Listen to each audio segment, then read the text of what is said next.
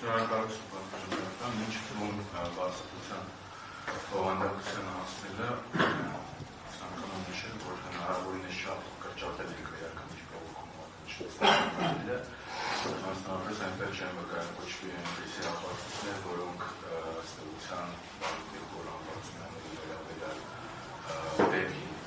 չեն առաջվում կամ առաջվում են այնքան որ ընդհանուր դեպքում նկարագրված չեն անհատական գործողությունների եւ ինչ որ բացատրության հասնելը ես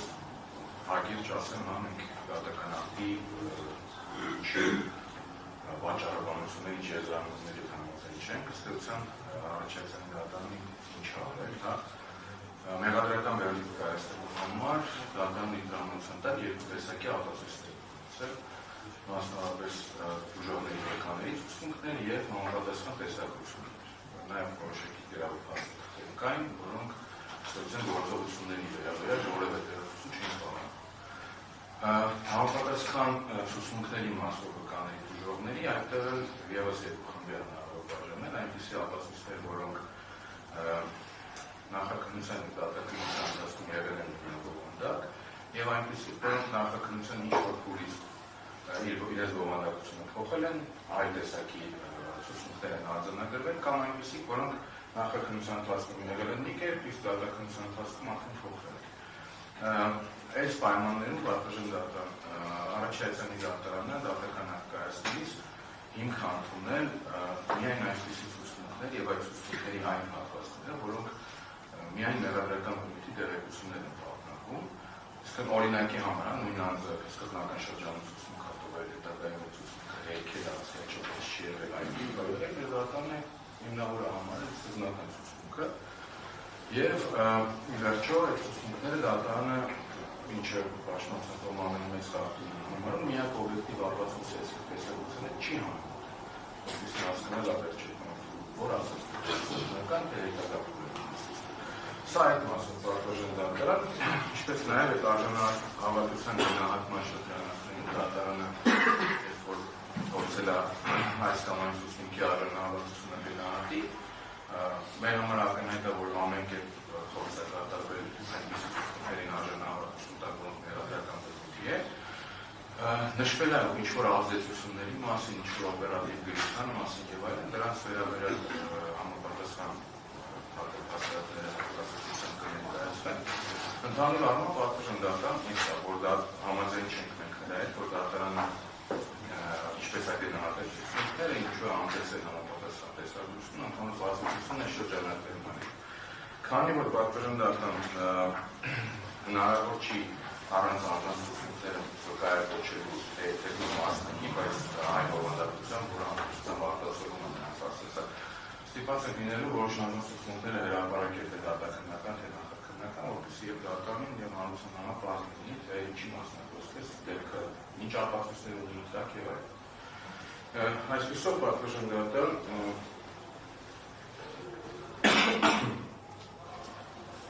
դատավարի հրապարակման, ինչպես արդեն դատարանները ասում են, պետարության համակցության ներկա չի դուքվել, քանի որ համապատասխան դատարանի կողմից ունեցել է, հետագայում ստացել են գրիտակի մասին ուղղման որոշում եւ ծանոթանալով բողոքարկող դատական ակտին գտնում են, որ Դավիթ Համբարձումյանի եւ Գոռ Համբարձումյանի մասով դատավճիռ անձին եւ չպատճառաբանված ըստի անօրինական։ Դատավճիռը վերանշված մասով չի ոտնում քրեական գործում հակապատասխաններից, դատարանի կողմից չի իրականացվել օբյեկտիվ լրիվ եւ բազմակողմանի քննություն, քրեական գործի նյութերում առկա Դավիթ եւ Գոռ Համբարձումյանների անօրինության մասին կատարման դեպքերի ապացույցները դատարանի կողմից անտեսվել են, ինչի արդյունքում արդարացման դատավճիռի փոխարեն կայացվել է մեղադրական դատական ակտ։ Այս առումով մանրամասն հնարավորություն կատարվի Դավիթ եւ Գոռ Համբարձումյանների նկատմամբ մեղադրական դատավճիռ կայացնելու ընթացքում դատարանի կողմից օգտագործված ապացույցների ծավալին, դատարանի կողմից այդ ծավալի գնահատման չափանիշներին, ինչպես նաեւ այդ գործընթացում դատարանի կողմից տրված ակնհայտ սխալներին եւ անտեսված ապացույցներին։ Առանձին անհատասը կատարվի Դավիթ Համբարձումյանի նկատմամբ նշանակված աննախադեպ խիստ պատժին, այդ գործընթացի պատճառների եւ նպատակների։ Սույն բացատրությամբ ապացույցները կներկայացնեն հնարավորինս հարկիր, սակայն այդ ապացույցները սույն բացատրությամբ չներկայացնել չեն կարող, հաշվի առնելով դրանց կարևորությունը եւ այն հանգամանքը, որ բողոքարկող դատական ակտը հենց այդ ապացույցների վրա է կառուցված եւ առանց բովանդակության հրապարակման եւ հանրայնացման հնարավոր չի նկարագրել նկարագրել դեպքի իրական պատկեր եւ դատաների անհետելի անմիջական պայքարի եղանակը։ Այսպես դատարանը պատասխանատվության հրապարակեն նշել հատասությունների ծավալը, թե ինչ օգտագործել, դրանց գնահատում, հավաքության չափանիշի վերհանում, բավականին ծավալում հատված կա դատական ակտում, ինչի արդյունքում հանգելա, որ դատարանը հաստատված համարը, որ 2018 թվականի ապրիլի 22-ին ժամը 17:17 ժամանակահատվածում Արարատի մարզի Մասիս քաղաքապետ Դավիթ Համբարձումյանը, վերջինիս Երգայր Գոր Համբարձումյանը և քրեական գործով 54 պարզված այլ ազգին քաղաքի մարզի հայերենից օգտաշատ գյուղերի խաչմերուկի բանուկ հատվածում բացի այդ անհարգալից վերաբերում դրսևորելով հասարակության նկատմամբ հանրահավաքի մասնակիցների և դեպի Երևան քաղաքի հանրապետության հրապարակ արգելելու խոչընդոտներ ստեղծելու տեղական ժամանակ առանց աշխատման համարանիշների ավտոմեքենանով փակել են նշված խաչմերուկից դեպի Երևան քաղաքի ճանապարհը, որի ընթացքում Դավիթ Համբարձումյանը, Գոր Համբարձումյանը և մյուսները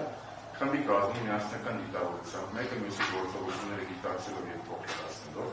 բացի այդ անհարգալից վերաբերում դրսևորելով հասարակության նկատմամբ վարիանտներ հնչեցնելով հանրահավաքի մասնակիցների հասցին, նրանց տեղաշարժը կանխելու նպատակը բռնություն են գործադրել, ոտքերով, ձեռքերով և որպեսնեք օգտագործող նախապես իրացված մահակներով, քարերով հարվածներ են հասցրել երկրի մասնակիցներին. Այդ ընթացքում Դավիթ Համբարձումյանը ոտքատեղի հատվածում կրել է զենքի նմանվող առարկա, հասարակության անդամների մոտ ստեղծելով վախի և սարսափի մթնոլորտ և խմբի կազմում այդ թվում Դավիթ Համբարձումյանի հետ, սա ինչպես դատական ակտում կա, ես զինծախ մեջ բերում եմ, Դավիթ Համբարձումյանը Դավիթ Համբարձումյանի հետ բռնցքներով և ոտքերով հարվածներ են հասցրել ցույցի մասնակիցներ Արա Պողոսյանի և Աբրահամ Ինջուլյանի մահվի տարբեր մասերին, վերջիններս առողջությանը պատճառելով թեթև վնաս։ Այդ ամենի ընթացքում խմբի ինքնությունը չպարզված մյուս անդամները մահակներով, ավտոմեքենայի խլացուցիչով և այլ առարկաներով, ինչպես նաև ձեռքերով, նույնպես զուգահեռ հարվածներ են հասցրել Արա Պողոսյանի, Աբրահամ Ինջուլյանի, և քաղաքի այլ մասնակիցների։ Միջադեպի ընթացքում Դավիթ Համբարձումյանը սև մինի ավտոմեքենայից վայից, որպես զենք օգտագործող քննությամբ չպարզված առարկայի գործադրման խրախ է արձակել խաղաղ երկրի մասնակիցների ուղղությամբ, որի հետևանքով վտանգվել է հասարակական անվտանգությունը, միաժամանակ հասարակության անդամների մոտ ստեղծվել է վախի և սարսափի մթնոլորտ։ Նույն միջադեպի ժամանակ Գոր Համբարձումյանը ձեռքով հարվածել է Հովհաննես Բալազանյանին, վերջինիս առողջությանը պատճառելով թեթև վնասներ, չպարունակող մանրական վնասված, որն արտահայտվել է համապատասխան նկարագրությունը կա և հարվածել է ավտոմեքենային, դրանով պատճառել է 33,000 դրամի գույքային վնաս։ Պարոն դատան, ես համոզված եմ, որ մեր բացատրություններում համոզվեք, որ այս այն ամենը ինչ դատարանը հաստատված է համարել և ես ընթերցեցի, իրականությանը համապատասխանում են դեպքի օրը և ժամը։ Մնացած բոլոր այն հանգամանքները, որ դատարանը հաստատված համարել, պարզապես իրականության չեն համապատասխանում։ Պարոն դատան, հաշվի առնելով այն հանգամանքը, որ դատարանի կողմից, առաջացյալի դատարանի կողմից, որպես հետազոտված թույլատրելի առնոսություններ թվարկված անձանց ցուցմունքներից յուրաքանչյուրի դեպքում դատարանի կողմից դատական ակտի մեջբերված քննադատությունը պարունակում է էական բացթողումներ, անհրաժեշտ է համարում վերստի ներկայացնել նշված անձանց ցուցմունքների բովանդակությունը, միաժամանակ անդրադարձ է կատարվելու Դավիթ և Գոր Համբարձումյաններին արտադրած ցուցմունքների ոչ արժանանալով գնահատելու վերաբերյալ դատարանի պատճառաբանությունների և այն հանգամանքների, որոնք դատարանը անկեսել է։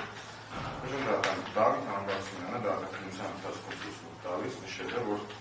դեպքի օրը Մասիս քաղաքից գնացել է դեպի Արգավանդ։ Խաչմերուկ չհասած ցանում է եղել, առաջ գնալու տարբերակ չի եղել, իջել մոտեցել է խաչմերուկին, հասկացել է, որ մարդիկ կային, որ ուզում են Երևան գնային, բայց չէի կարողանում։ Վիճաբանությունն է, տեսել է, որ ոստիկանները փորձել են հանդարտեցնել, ինքն է մոտեցել է, որ օգնի, այդ ժամանակ իրեն են մոտեցել իրեն ճանաչողներ և ասել, որ որոշ մարդկանց պայման են ենթարկել, խնդրել են օգնել, որ ազատ արձակեն։ Որոշ ժամանակ անց ճանապարհը բացվել և ցուցարարները գնացել են իրենց ճանապարհով։ Հայտնել է, որ միայնակ իր մեքենայով է եկել դեպքի վայր, այլ մեքենաներ իրեն չեն ուղեկցել, ներառյալներից որևէ մեկին չի տեսել դեպքի վայրում։ Թե ով է փակել խաչմերուկը տեղյակ չի, դեպքի վայրում գտնվել է մոտ կես ժամ, զենք երբևէ չի ունեցել, իր ներկայությամբ մահակների, քարերի, ավտոմեքենայի խլացուցիչի օգտագործման միջադեպ չի եղել, սակայն հնարավոր է, որ իր հասցեանից առաջին տեղի ունեցել այդ դեպքերը։ Հայտնել է նաև, որ միայնակ է գնացել այդտեղ, եղբայրը իր հետ չի եղել, իսկ տարածված տեղեկությունները, թե երբ որ հետ մասնակցել են այդ ամենին, իրականության չի համապատասխանում։ Նշել է նաև, որ դեպքի վայրում ինքը չի կրակել, նման խաղացքը անվանել են համայնքի ղեկավարի անվայել, նշել է, որ այդ տեղեկությունները իրականությանը չեն համապատասխանում։ Դատարանը Դավիթ Համբարձումյանի ցուցմունքին անդրադառնալով նշել է, թե այն արժանահավատ չէ եւ նպատակ է հետապնդում խուսափել քրեական պատասխանատվությունից։ Սակայն նրա ցուցմունքը դատարանի կողմից հիշատակվել է ապացույցների այն ծավալում, որով դատարանը առաջնորդել է Դավիթ Համբարձումյանին առաջադրված մեղադրատու մեղավոր ճանաչելիս։ Այս առումով պետք է նշել, որ ցուցմունքի մասնակի արժանահավատության մասին որևէ դատողություն չի կարող ունենալ իրավական ողջամտության սահմաններում օրենսդրական դոկտրինալ կամ պրակտիկ հիմնավորում։ Հաջորդիվ պետք է նշել նաև, որ ցուցմունքի արժանահավատության վերաբերյալ դատողություն չի կարող եւ չպետք է ինքնանպատակ լինի, քանի որ այդպիսի մոտեցման թույլատրման բարակայում դատական ակտը վերացարկում է դատական բավարարի նյութերից ու կրում է հռչակագրային գնահատանքով հանգեցնում է չպատճառաբանված դատողություն։ Այլ իրավիճակ կլիներ, եթե դատարանը Դավիթ Համբարձումյանի հայտնած տեղեկությունները համադրել որևէ հավաստի արժանահավատ ապացույցի հետ եւ մատնանշել այնպիսի հանգամանքներ, որոնք կվկայեն Դավիթ Համբարձումյանի կողմից տրված ցուցմունքի անարժանահավատության մասին։ Սակայն սույն դեպքում դա չի արվել, քանի որ նման ապացույցներ դատարանում չեն հետազոտվել։ Դատարան դերևս նախաքննության փուլում պաշտպանության կողմը 3 անձի մասնավոր հարցումների ենթարկել, ովքեր եղել էին դեպքի վայրում եւ ցուցմունքի էին մասնակցել տալ, նրանց մեկը դատարանում մեկը հնարավոր չի եղավ դատարանում ապահովել, այդ մասով մենք հրաժարվեցինք մասնավոր հարցումից, մյուս անձը մահացել էր այդ անձի ցուցմունքը ճանաչեց որպես այդ փաստաթղթացույց, իսկ դատարանում հարցը քննվեց Արաքսյա Զոհրաբյանը, ով նշեց, որ դեպքի օրը որ բնակվում է Դաշտավան, որը կապված է Հայաստանից եւ Օտաշալու գյուղերի խաչմերուկին, դեպքի օրը մասնավորապես 4-ից 5 ժամանակահատվածում գնացել է նշված խաչմերուկ, այնտեղ ցուցարարներ են հավաքված եղել, ոստիկանները իրենց չեն թույլատրել գնալ դեպի Երևան, որի պատճառով վիճակահանությունը տեղի ունեցել։ Որոշ ժամանակ Դավիթ Համբարձումյանը եկել է, փորձել է հանդարտեցնել բոլորին, տեղում հավաքված անձինք նրան ասել են, որ բերման ենթարկվածներ կան եւ խնդրել են Դավիթ Համբարձումյանին, որպեսզի օժանդակի վերջիններից ազատ արձակել։ Տեղյակի որ որոշ ժամանակ հետո այդ անձանց ազատ են արձակել։ Դատարանի կողմից տրված արդյունքն ինչպես է եղավ սահմանները օգտագործում, վկան համապատասխան տեղեկությունները հայտնել է եւ նշել է նաեւ, որ տնից դուրս գալիս հաճախ հեռախոսի կողմում է տանը։ Դեպքի վայրում Դավիթ Համբարձումյանին գտնվելու հանգամանքի մոտավորվել է, քանի որ վերջինս հանդարտեցնում է տեղում վիճակահանող անձանց։ Պաշտպանության կողմի հարցին պատասխանելով վկանշել է, որ Դավիթ Համբարձումյանի կողմից որևէ մեկին հարվածելու, անձանց հարվածելու վերահանգ տալու կամ որևէ մեկին հայելու ականատես չի եղել, նման բան պարզապես չի եղել։ Վկան նշել է նաև, որ այն ժամանակ, երբ ինքը գտնվել է դեպքի վայրում, կրակոցի կամ պարիսյունի ձայն չի լսել։ Վկան նշել է, որ դիմակով անձանց չի տեսել դեպքի վայրում, քաղաքապետի գալուց ինքը քիչ է մնացել դեպքի վայրում, Դավիթ Համբարձումյանն երկար չի մնացել։ Վկան հարցաքննության ընթացքում մտավորել նաև, որ դեպքի օրը խաչմերուկ գնալուց ինդուստրիային հեռախոսը թողել է տանը։ Դատարանի այն դիտարկմանը, որ վկայի ցուցմունքը կասկածելի այն պատճառով, որ վերջինս բջջային հեռախոսահամարի տեղակայման վերաբերյալ տեղեկություններով չի հաստատվում, որ վերջինս համապատասխան ժամին գտնվել է դեպքի վայրում, պետք է նշել, որ վերջինս նշել է, այսինքն վկան, որ իր հեռախոսահամարը այդ օրը թողել է տանը,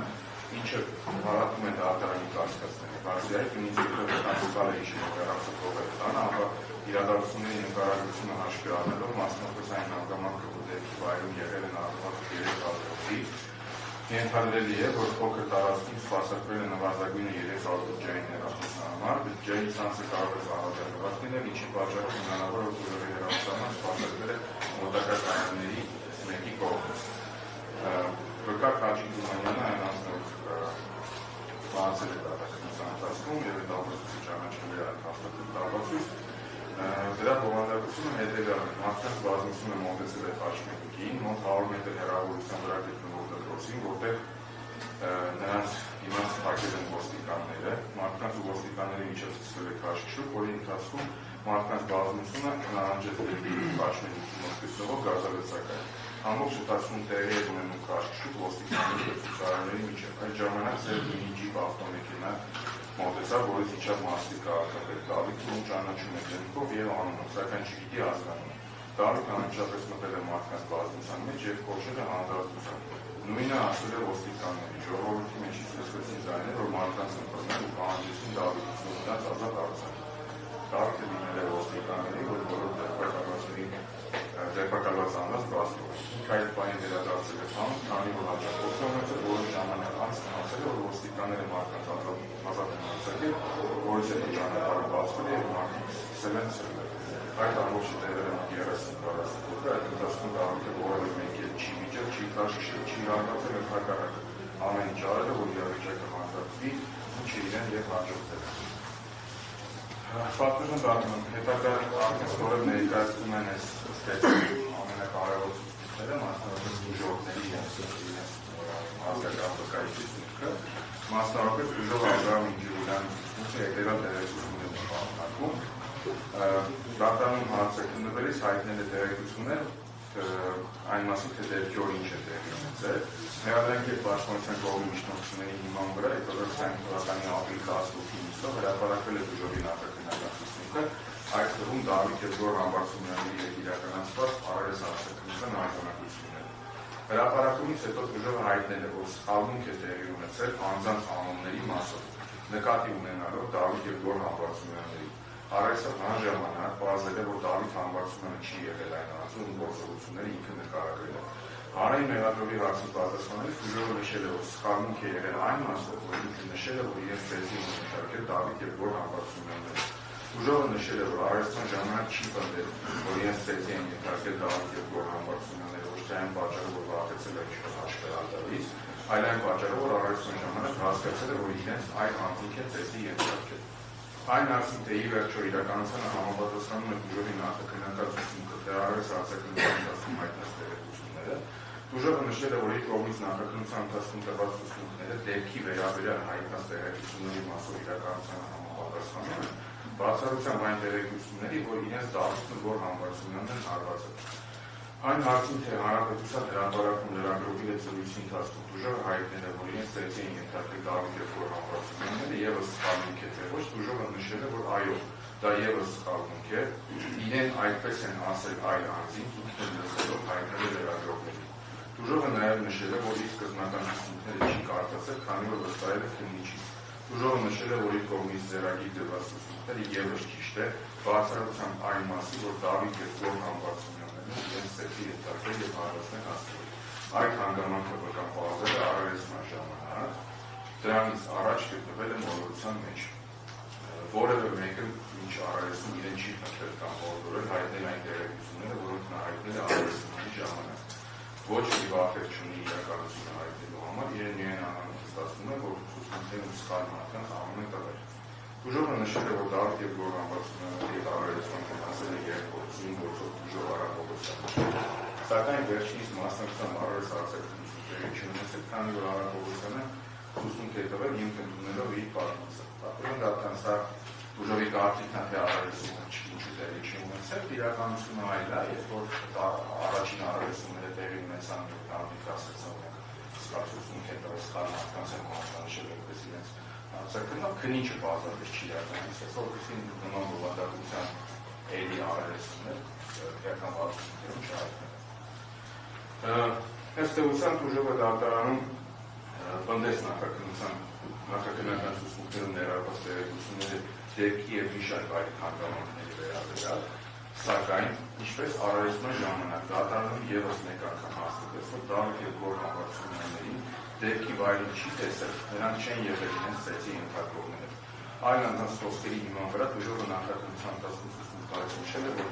երկու հրազենային վնասվածք ստացող է եղել դեպքի ժամանակ, ինչը իրականությանը չի համապատասխանում, սակայն հաստատում է, որ բուժողը ոչ թե հայտնել է այն տեղեկությունները, որոնց ականատես է եղել այնպիսիք, որոնք իրեն հայտնել են այլ անձինք, այդ թվում մեր պաշտպանների գործողությունների մասին։ Արտերի պաշտպանականին կրատվեցիք դատան արձանագրումը, որ դատականստին ներկայացան նաև պաշտպանների հարցները և գարնե պատվեր։ Եվս մեկ հանգամանք պարզաբանում արտերի պաշտպանները հարաբերշտ է դատականստին ներկայացան ժամանակ։ Չնայած որ տեղափոխսազանող դատական աշխատակազմում հայտնի պաշտպանները այն ամենների հարաբերշտ ներկայացան։ Դատական կալակինիսի մասնակցության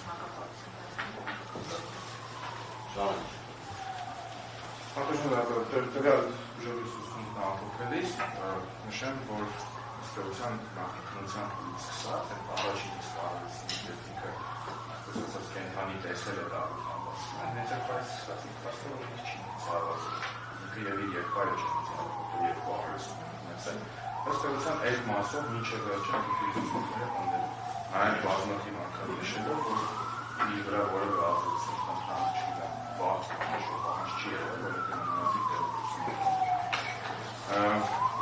Ուժեղ Արամ Բաղդյանի ուսուցումը պարունակում է հետևյալ տեղեկություններ, ըստ էության վերջին ուսուցումը կառուցված է գործողությունների ականջիության և հարաբերության գերմիսակների վրա, իսկ վերջիններս են արտաքնության դատականության կազմում Դավիթ Եվդոր Հակոբյանի կողմից ենթարկվելու մասով երգել են Մարկինը հայտնած տեղեկությունները, այսինքն վերջին ուսուցումը մերադրական տեսանկյունից թե առանձին տեսուի դժվարին վերաբերող մյուս ապացույցների համակցության մեջ, որը ապացուցողական չունի, սակայն Արամ Բաղդյանի ուսուցումը պարունակում է էական տեղեկությունները Դավիթ Հանգոստյանի գործողությունների մասով, որը մի դժվարին վերաբերող մի շարք այլ ապացույցների համակցության հասարակում է, որ Դավիթ Հանգոստյանի դեպքի վայրորոշը կատարել է հակաօրինական գործողություններ, այլ հակառակը փորձել է հանդարտեցնել իրավիճակը, այդ թվում բանակցելու միջոցով նպաստել է բերման ենթարկված անձանց ազատ արձակում։ Ուժով Արամ Պողոսյանի ուսուցումը պարունակում է հետևյալ տեղեկությունները, նշել է, որ ապրիլի 22-ին թվականին որոշել է դեպի ինքնարանի սորտաշրջուվերի սաչմինուկ մի քիչ ուշ է հասել, որ կային ոստիկաններ և դիմակավորված անձինք, խոսակցություններ գնում, որ ցուցարարները գնան Երևան, սակայն ոստիկանները թույլ չէին տալիս։ Ինչից հետո գնացել է մի փոքրանի կողմ, տեսել է Աբրահամին, 4 հոգով խփում են, բազելով գնացել է նրա մոտ, իրեն էլ է խփել, ինչի ժամանակ գնփոց է լսել, մարդիկ եկել բաժանել են, երբ որ գլխից արյունը հոսացել, որոշ ժամանակ անց ամեն ինչ համբերդվել է, այդ ճանապարհով գնացել են Երևան։ Իսկ տեղում եղած մարդիկ իրեն ասել են, որ Դավիթ Համբարձումյանն է եղել այդտեղ։ Նշել է նաև, որ Դավիթին տեսել է քննչականում և դատարանում։ Մարդիկ ասել են, որ դեպքի վայրում եղել է Դավիթը, նրա եղբայրը և կողմնակիցները, իրենք հարցրել են այլ անձանց, թե ով է եղել իրենց ծեծողը,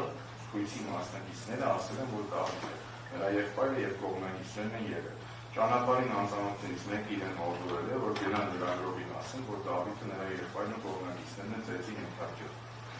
Արամ Բաղդյանն ու Տուժովի եղբայր Աբրահամը հրապարակում լրագրողին տենց էլ ասել են, հետո քննչականում պարզել են առավելությունների ժամանակ, որ իրենց ծեծողները Դավիթը և Գոռը չեն եղել, տեսել են նրանց և նոր հասկացել, որ իրենց այլ մարդիկ են ծեծի ենթարկել։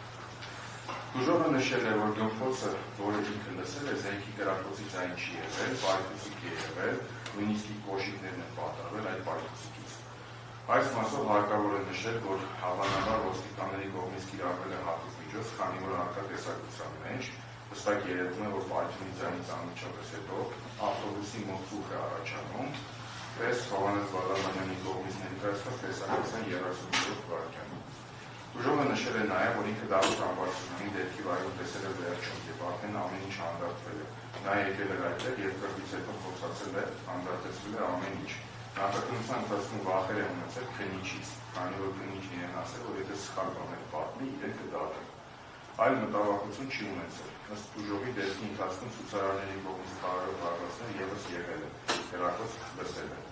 Նախաքննության դատականության ցուցումների արկահակասությունների պատճառով հրապարակվել է համապատասխան հատվածները։ Նախ միշտ Տուժովի կողմից հրապարակված արկահակասությունների մասով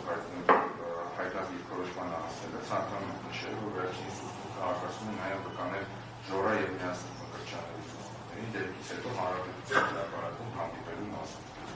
Բացի դա Տուժովը կրկին երկու հրազենային վիրավորում ստացած անձանց մասին նշել, ինչը իրականացան է Հայաստանում և հերթած է քրեական գործի նյութերով։ Ուսուցումների հրապարակումից հետո Տուժովը հայտնել է, որ Դավիթ Համբարձումյանին իրենք ընդհանրապես չեն ճանաչել։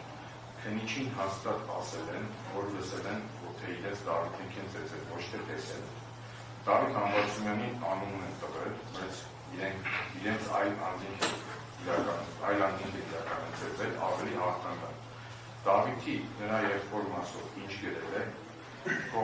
կողմից լսելով է գրել, հարցաքննության ընթացքում երբ քննիչն իրեն հարց է ուղղել Դավիթի և Գոռի ճանաչելու մասին, ինքը հայտնել է, որ չի ճանաչում նրանց։ Վերեսին նշել է, որ իրականությանը համապատասխանում է այն, որ իրենց ծեծի են ենթարկել, բայց չգիտեն թե ով։ Կողքից իրենց ասել են, որ Դավիթ հետ են, բայց հետո հասկացել են, որ նրանք չեն եղել։ Նշել է, որ նախաքննական ցուցումներից ինչ-որ ընթերցվեց, ամեն ինչ ճիշտ է, բացի նրանից, թե ովքեր են իրենց ծեծի ենթարկողները։ Այն մասին, թե զենք տեսել ինչ-որ մեկի մոտ, պատասխանել է, որ այո տեսել է, սակայն չի կարող ասել ով է եղել զենքով և ով է կրակել։ Հայտնել է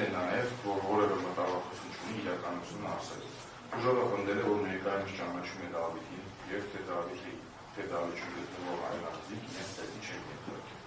Ուժովը նաև նշել է, որ նախաքննության ընթացքում նկարագրել է իրենց ծեծողներին, մասնավորապես նշել է, որ այն անձը, ում ինքը սկզբում մտածել է, որ եղել է Դավիթ Հալվարդյանը, եղել է դերին հաստատող, իսկ այն անձը, ով իրեն անկարուն անձինք մատնանշել է որպես Գոռ Հալվարդյան, եղել է չսարքված։ Այս առումով պետք է նշել, որ Ուժովի կողմից վերը նշված նկարագրությունը հակասում է քրեական գործի նյութերում առկա Ուժով Հովհաննես Բաղդասարյանի կողմից ներկայացված և զննված տեսակցությանը, մասնավորապես այն անձը, ով ըստ մեղադրանքի կողմի հանդիսանում է Դավիթ Հալվարդյանը և պատկերված այդ տեսակցության մեջ, ամբողջությամբ սև հագուստներով է, իսկ որպես Գոռ Հալվարդյանը մատնանշված անձը ևս սև հագուստներով է և սափրված։ Նշված հակասել ևս մեկ անգամ հաստատվում է Ուժովների դատականության ուսմունքների ճշմարտացիությունը այն մասով, որ իրենց ծեծի չեն ենթարկել մեր պաշտպանները։ Հաջորդ Ուժովը Մկրտիչ Միրզայանն է, դա այն անձն է, ով դեպքի ժամանակ ռազմային վնասված չի ստացել, սակայն ընդհանրապես նկարագրում է, որ ինքը ռազմային վնասված չի ստացել, որևէ այլ անձի գործողություն նկարագրել չի կարող։ Ուժովը Արարատակ Արսենյանից ուսմունքը հետևյալ վերականգնումն է պարունակում, նշեց, որ դահլիճում գտնվողներից որևէ մեկին չի ճանաչում, դեպքի օրը տանն է եղել, հարևանները ցույցի են գնացել, այդ ժամանակ ինքը և այլ գործեր է ունեցել, ուստի նրանց միացել է որոշ ժամանակ հետո։ Ականատես է եղել, որ հայրենիստուն ճանապարհը փակ է, թեթևակի քրիվ է տեսել, հրմշտոց, միջամտել է, փորձել է բաժանել։ Ցույցի մասնակիցների ճանաչել է իր հարևան Նորիկ Դանելյանը։ Հրմշտոց է եղել հայրենիստ օգտաշատ գյուղերի խաչմերուկ, չգիտի տեղում մինչև դրան տեղի ունեցել։ Մի կողմը ցուցարարներն են, մյուս կողմը անունք, ովքեր չէին թողում, որպեսզի ցուցարարները գնան ցույցի։ Իսկ դեպքը տևել է մոտ 1 ժամ։ Դավիթ Հալվարդյանի դեպքի վայրում տեսել է ոտքով, ոչ թե ավտոմեքենայով։ Պատժվելիքում մեքենանը չեն եղել։ Դեպքի վայրում գտնված ավտոմեքենանը չի կարող մատնանշել, միայն մի Opel Matiz-ի ավտոմեքենա է մատնանշել, որին նետված քար է կպել, քշել հեռացել է դեպքի վայրից։ Մեծ մեքենաներ է տեսել խաչմերուկում, նշել է, որ համարը չի չի տեսել խաչմերուկում, դեպքի ընթացքում կրակոցի ձայներ լսել է, բայց հաստատապես նշել է, որ չի տեսել, թե ում կողմից է այն կատարվել։ Ուժովը նշել է, որ ոչ մեկից չի վախենում, կաշկանդված չի, հայտնում է իրականությունը։ Հայտնել է նաև, որ փողոց փակողները կլինեին մոտ 10 հոգի։ Նշել է, թե տեղում հավաքված անձինք են եկածել, որ այնտեղ են գտնվում Գոռը և Դավիթը։ Վերջիններից կողմից որևէ գործողություն չի կարող նկարագրել, չի տեսել նրանց դեպքի վայրում, իրենց հետո են ասել, որ նրանք այնտեղ են եղել։ Մեղադրանքի կողմի միջնորդության վրա հրապարակվել է վերջինս նախաքննության ուսմունքները, ինչի վերաբերյալ վերջինս հայտնել է, որ հրակոցների պահին Դավիթ Հալվարդյանը չի տեսել,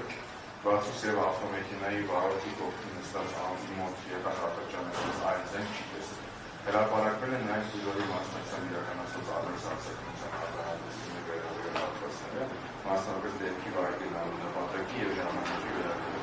Ըստ էության նախաքննության ընթացքում Ուժովը հայտնել է, որ դեպքի օրը գնացել է հանրապետից երեխաների հետևից և այդ պատճառով է հայտնվել դեպքի վայրը։ Մինչդեռ դեպքը տեղի ունեցել կիրակի օրը, երբ հանրապետները փակ են։ Նշվածի վերաբերյալ Ուժովին ուղղված հարցին վերջինս չկարողացել որևէ ողջամիտ պատասխան տալ, նշելով, թե ինքը չի հիշում գնացել է հանրապետից, թե ոչ։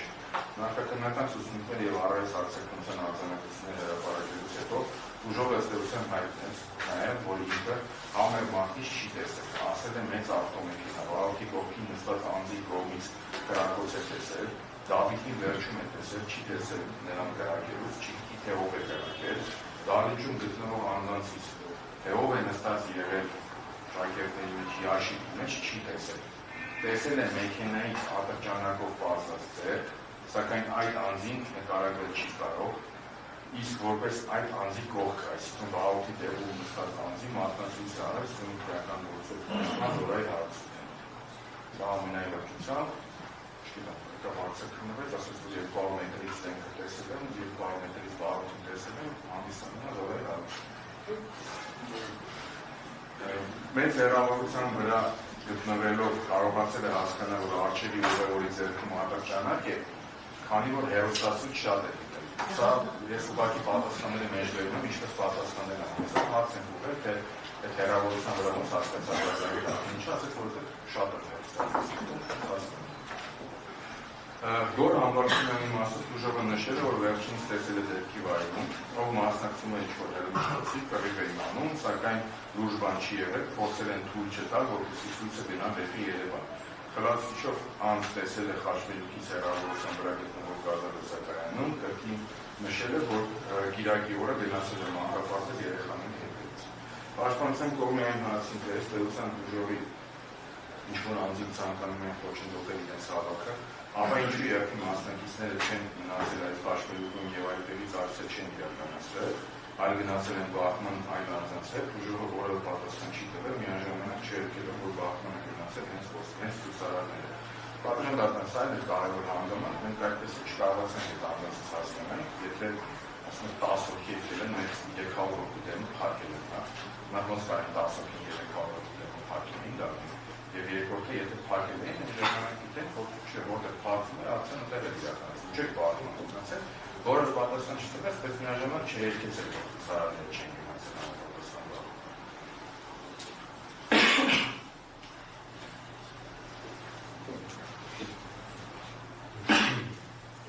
Ուժովը մատնանշվել են իր կողմից հայտնած տեղեկությունների ծայրահեղ հակասական հատվածները, դեպքի վայրում գտնվելու ժամի, պատճառի, այլ անձանց և սեփական գործողությունների մասին, որոնց վերաբերյալ ուժովը որևէ հստակ արժանահավատ բացատրություն չի ներկայացրել։ Դատարանը ևս փորձ է կատարել հաջորդի ի վերջո ուժովի հայտնած որ տեղեկություններն են համապատասխանում իրականությանը, սակայն ուժովը կրկին որևէ հստակ և տրամաբանական պատասխան և բարձրաբանում չի տվել։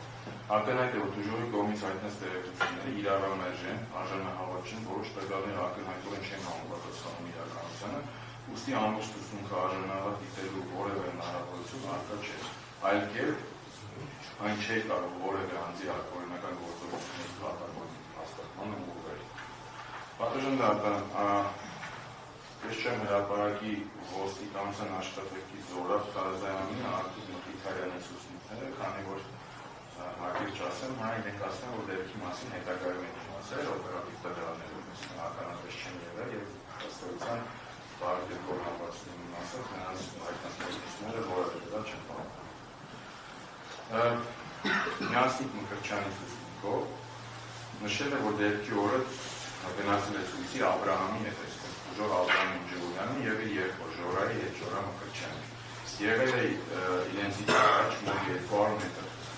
մեքենայով եղբայրը զանգարել է իրեն և հայտնել, որ ոստիկանները բռնել են իրեն, ինքը գնացել է դեպի Խաչմերուկ, որպեսզի գտնի երկրորդ, սակայն չի գտել։ Հետո գնացել է իրենց գյուղի կողմ, որ ավտոմեքենան վերցնի, գնա Մասիսի բաժին, երկրորդ հետևից։ Այդ ընթացքում եղբայրը զանգարել է իրեն և հայտնել է, որ իրեն արդեն ազատ են արձակել, գնացել է Հայանց Ողտաշատ գյուղերի Խաչմերուկ, երկրորդը վերցրել է, միասին գնացել են տուն։ Վերջինս նաև նշել է, որ դեպքի օրը ցույցի էին գնում, ոստիկանները եկել են Խաչմերուկ, որի հետևանքով կառնաշփոթ է առաջացել։ Հայանց Ողտաշատ գյուղերի Խաչմերուկում ինքը չի մնացել, այլ եղբորը բերման ենթարկվելուց կապված վերադարձել իրենց գյուղ, այն ժամանակ երբ ինքը գտնվել է դեպքի վայրում, Խաչմերուկը ոստիկաններն են փակել և ցուցարարներն են եղել Խաչմերուկ։ Հարևանները իրեն երբեք չեն պատմել, թե ինչ է տեղի ունեցել։ Կռվի մասին բան չեն պատմել։ Վկան նշել է, որ որևէ պատճառ չունի այն բովանդակության տալու, իրեն ոչ մեկ չի խնդրել համոզել, որ այլ բան ասի, ինչ հայտնում է դատարանում, նույնն էլ ասել է քննիչին։ Եղբոր ոտքը եղել է վիրահատված, երկուսով են միաժամանակ մասնակցել հարցաքննության, նույն բանն ասել է քննիչին, ինչ ասում է հիմա դատարանում։ Ինքը եւ եղբայրը միաժամանակ են հարցել։ Քննիչը հարց է տվել, իրենք պատասխանել են, ինքը որպես երկուսի պատասխանել արձանագրել։ Վերջինիս նախաքննական ցուցումները հրապարակվել են, հրապարակվածի վերաբերյալ վկան հայտնել, որ քննիչը իրեն հարցել է տվել դիմակով մարդ տեսել է, թե ոչ ինքը պատասխանել է, որ չի տեսել։ Աբրահամին Հանրապետության հրապարակում չի տեսել, ինքը հրապարակ չի գնացել, երբ որ հետ գնացել են իրենց տուն։ Նշել է նաև, որ ավտոմեքենաների անուններ չի նշել, ինքը այդպիսի ավտոմեքենաներ չի տեսել։ Մի րոպե է տևել իր ներկայությունը, ինքը երբ որ հարցով է զբաղվածել, քննչականում ինքը չի կարծացել։ Հնարավոր է համարել, որ հետո իրենց փողոցում է տեսել Աբրահամին, բայց ոչ Հանրապետության հրապարակում Դավիթ Համբարձումյանին չի ճանաչել։ Աբրահամը իրեն Դավիթի մասին չի պատմել, անուններ չի ասել։ Ասել է, որ կռիվ է եղել, գլուխը վնասվել է և վերադարձել է Հայանց Ողտաշատ գյուղերի Խաչմերուկ, մահակն է գետնի ընկած չի տեսել, ինքը նման տեղեկություններ քննիչին չի տալիս։ Պատմական դատանես մասով է շատ դրական ուժողների ցուցմունքները գնահատելու առումով, քանի որ ուժողներն ասում են, որ նույն միասնիկ Մկրտչյանին իրենք դեպքից հետո անմիջապես հետո հանրապետության հրապարակում հանդիպել են, ասել են ինչ այլ որ իրենք Դավիթին ասեցին ուղարկել, բայց մանկացնում ու չենք եղել հանրապետության հետո։ Նույնը պատվժնդական նաև Զորան Մկրտչյանի ցուցմունքով է նմանատիպ հանգամանքները արձանագրված, մասնավորապես նշել է, որ դատական նիստերի դահլիճում գտնվող անձանց որևէ մեկի չի ճանաչում միայն իր հարևաններին, այսինքն ուժողներ Աբրահամ Ջիգուլյանը եւ Արա Պողոսյանը։ Դեպքի օրը հարևանները ցույց են ցանկացել գնալ, սակայն իր պլանները փոխվել են, ինքը չի մասնակցել, հայերեն սոցիալական խաչմերուկի մոտ դպրոցի մոտ սպասել էր, որ մի բանով գնա Երևան, հետո ոստիկանները եկել են, իրեն տարել են ոստիկանություն։ Մնացել է մոտ 1 ժամ, դուրսգալուց գնացել է տուն, ոստիկանները իրեն տարածելուց հետո բերել են հետ հայերեն սոցիալական խաչմերուկ, որտեղից ինքը իրենով գնացել է տուն։ Տղաների, այսինքն Աբրահամ Ջիգուլյանի Արա Պողոսյանի հետ ինչ է եղել, ականատես չի եղել, հետագայում ինչ է լսել, չի հիշում, կոնկրետ ոչ մի բան չի գիտել, ոստիկանները իրեն հետ են բերել հայերեն սոցիալական խաչմերուկ, ոչ մի արտարոց բան չի տեսել, անձամբ որևէ միջադեպի ականատես չի եղել, իր դեպքի վայրում գտնվող ժամանակ միջադեպ եղել է միայն ոստիկանների հետ։ Հրապարակվել է վերջինս նախաքննական ցուցմունքները, հրապարակվածի մասով վկան հայտնել է, որ չի հիշում, որ իրեն նմանատիպ բարձր ուտած լինեն, դրանք լսում է առաջին անգամ, նշել է, որ հանրապետության հրապարակում դեպքից հետո չի եղել, ոստիկանությունից դուրս գալու գնացել է տուն եւ չի մասնակցել երգի։ Երբ գնացել է քննչական, որտեղ եղել է վնասված, նույնիսկ սեղանի մոտ չի եղել նստած է եղել բազմոցին, չգիտի թե ինչ է գրել։ Հաջորդը ոստիկանության արդեն աշխատակիցների ցուցմունքներն են, պատվժնդական, մասնավորապես Գագիկ Գորգոբյանի ցուցմունքը, հետևակողորեն պարունակում, որ ճանաչում է Դավիթ Համբարձումյանին աշխատանքի բերումով, քանի որ Արգավանդ համայնքի ղեկավարն է, քանի որ Արգավանդի ղեկավարն է, դեպքի օրը Արարատի մարզի հայերեն գյուղի խաչմերուկը փակված է եղել, Մասիս քաղաքի տանող գազալոցակայանի մոտ նկատել է, որ մեքենաները առաջ չեն շարժվում եւ կցանում։ Շրջադարձ է կատարել եւ դարակերտով գնացել է։ Դավիթի դեպքի վայրում չի տեսել։ Հերով է եղել, իր մեքենայով է եղել, հետը մարդ է եղել, սակայն չի հիշում թե ով։ Դեպքի հաջորդով իմացել է, որ մարդիկ եկել է դեպքի խաչմերուկ, թե ինչ էր ուզում, չի իմացել հստակ, այդ օրերին հեղափոխությունները ենթադրում են, որ դրա հետ է կապված եղել միջադեպը։ Հեղափոխի կողմի միջնորդության վրա հրապարակվել է վերջինս ցուցմունքը, ինչը վերաբերյալ նշել է, որ նախաքննական ցուցմունքը չի կարդացել, առանց կարողանալ ստորագրել, խնդրել է, որ թեև յուրաքանչյուր էջիկա ստորագրել է, բայց չի կարդացել, խնդրել է, որ Դավիթ Համբարձումյանի մասով նախաքննության ընթացքում տված ցուցմունքը իրականության չի համապատասխանում, նրա վերաբերյալ որևէ տվյալ քննիչին չի հայտնել։ Հանրային մեղադրողի հարցերին պատասխանով խնդրել է, որ Դավիթ Համբարձումյանի մասին որևէ բան քննիչին չի հայտնել, իսկ դեպի իրականության չի համապատասխանում, իրականությունը հայտնում է դատարանում, դատախազի ուղիղ հարցին, թե հիմա է ճիշտ ասել, թե նախաքննության ժամանակ, պատասխանել է, որ հիմա։ Դատարանի հարցերի պատասխանելիս նշել է, որ քննիչի իրականության չհամապատասխանող տվյալները արձանագրել։ Վկա Վարդան Վարդանյանի ցուցմունքը հետևյալ տեղեկություններն է պարունակում, նշել է, որ 16-ից 18 թվականներ զբաղեցրել է ոստիկանության Մանսուսի բաժնի պետի պաշտոնը, դեպքի օրը ազայն է ստացել, որ մի քաղաքացիներ կան, գնում են Երևան, անկանոն մթնոլորտ է հայերեն սոցիալական գյուղերի խաչմերուկ, գնացել են հասարակական կարգը պահել։ Դավիթ Համբարձումյանի ճանաչում է, մնացածին չի մտաբերում։ Օպերատիվ ճանապարհով բոլորին գիտի, անունները անցել են գործով, որ Համբարձումյանին, որ Խաչատրյանին եւ այլն չի մտաբերել դիմակայված անձինք եղել են դեպքի վայրում, թե ոչ։ Նշել է նաեւ, որ եթե չի սխալվում, մահակներ տեսել է դեպքի վայրում, քարերով մարդիկ եւս եղել են անհասկանալի վիճակի։ Մարդիկ են եղել, որ ցանկացել են Երևան գնալ մասնակցելու ակցիայի, եղել են նաև որոշ քաղաքացիների խումբ, կեսը ակցիա անում, կեսը անհասկանալի է, ինչ էին անում։ Քաղաքական է դարձել պատճառը, ինչ անունին չէ։ Նշել է, որ դեպքի վայրում տեսել է Դավիթ Համբարձումյանին, որ Խաչատրյանին, որ Համբարձումյանին դեպքի վայրում չի տեսել։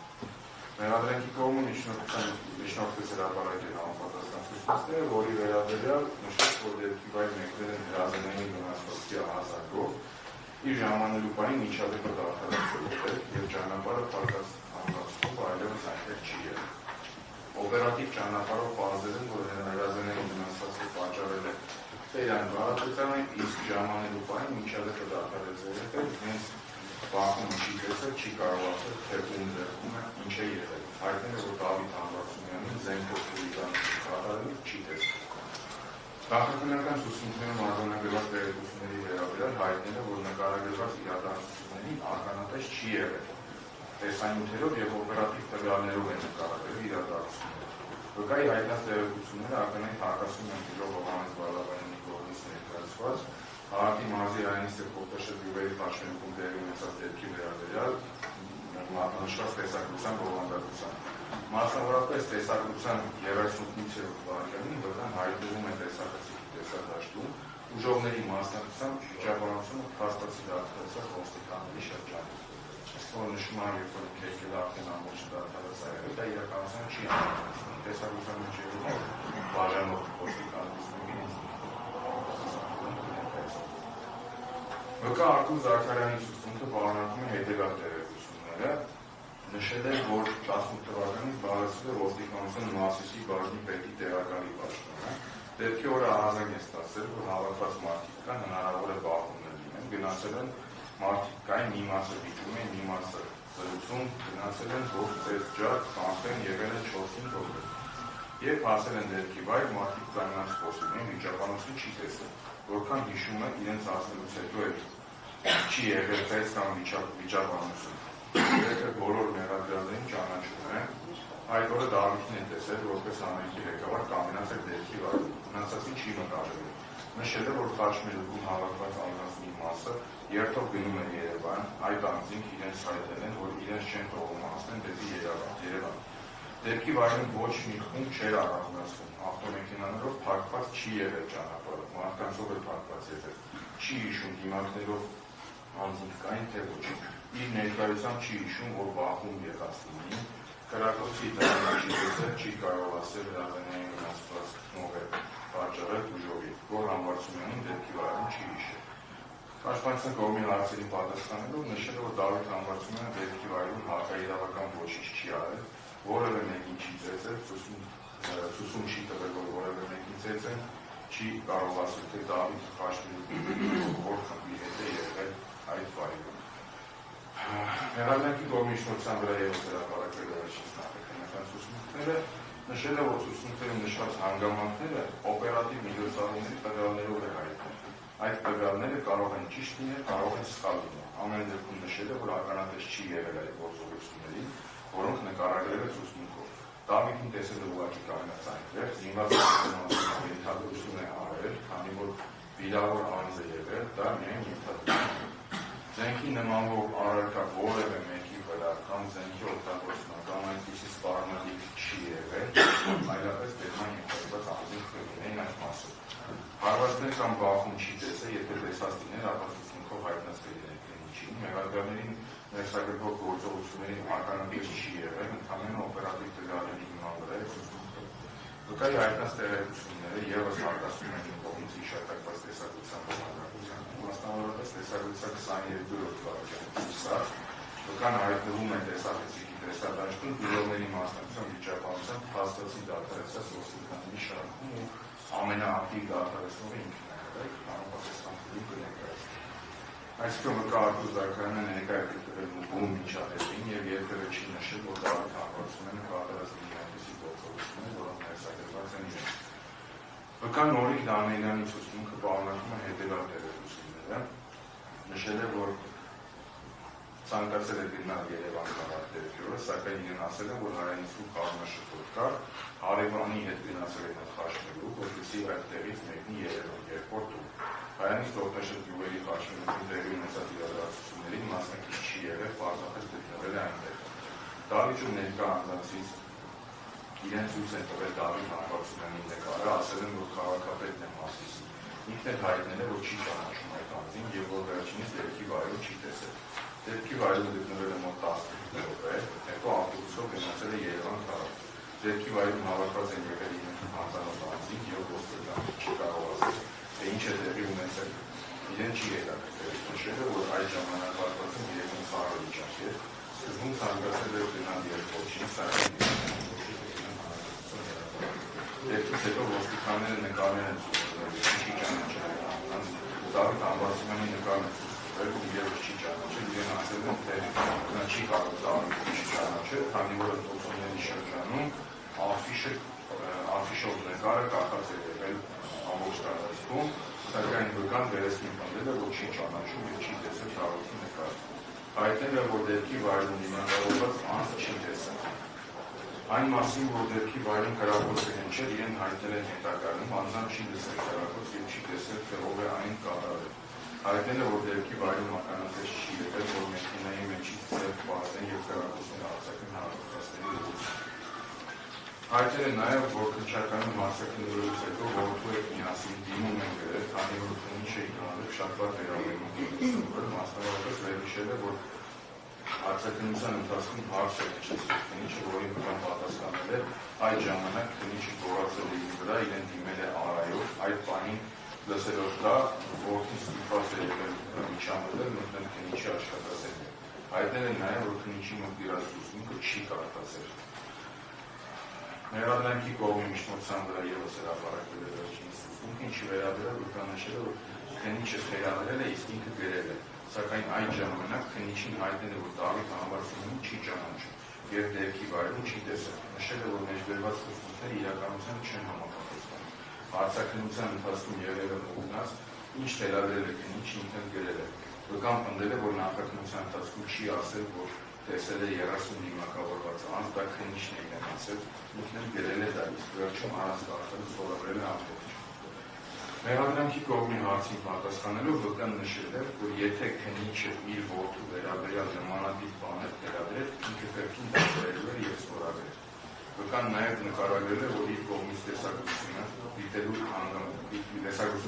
հանգամանքների մասին, նշել է, որ քննիչը տեսանյութ է ցույց տվել իրեն և ասել, որ դրանում պատկերված է Դավիթ Համբարձումյանը։ Այս ընթացքում ընթերականներ ներկա չեն եղել։ Նրանց քննիչը վերջում է հրավիրել նրանց, որ ստորագրեն և կրկին պնդել է, որ ներկայացված տեսակցություններում և նկարներում որևէ անձի չի ճանաչել։ Նշվածի վերաբերյալ զրուցել է կնոջ հետ, ով իրեն ասել է, թե եթե ինքը չի ճանաչել այդ անձը, ինչու է գրել, որ ճանաչում է, հետագայում պաշտպանել է, որ նման բան է գրել և որդու հետ դիմում են ներկայացնել, որևէ մեկը չի խնդրել որևէ բովանդակություն կար։